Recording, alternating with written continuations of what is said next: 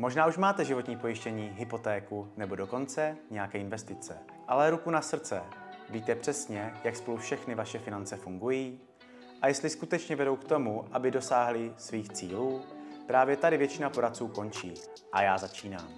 Jmenuji se Filip Vinklárek a mým cílem je vrátit finančnímu poradenství dobré jméno.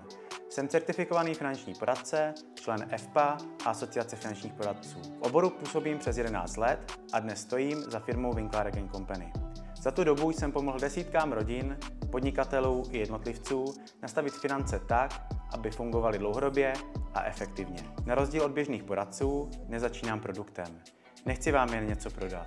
Všechno začíná finančním plánem na míru, který vám ukáže, jak efektivně pracovat s majetkem a jak dosáhnout svých snů a mít jistotu, že je o vás i vaši rodinu postaráno. Naše spolupráce není jednorázová.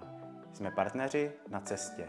Pravidelně se potkáváme, vyhodnocujeme, co se změnilo a společně držíme směr. Pokud chcete mít ve financích jasno, dosáhnout finanční nezávislosti nebo jen předat svůj majetek do dobrých rukou, pak je naše spolupráce právě pro vás. Naopak, pokud hledáte rychlý tip, jak zbohatnout přes noc, nejsem ten správný člověk.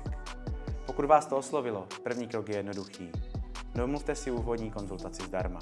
Společně se podíváme na vaši situaci, sestavíme finanční mapu a uvidíte, jestli vám moje práce dává smysl. Klikněte na tlačítko pod videem a rezervujte si svůj termín. Budu se těšit, že se poznáme.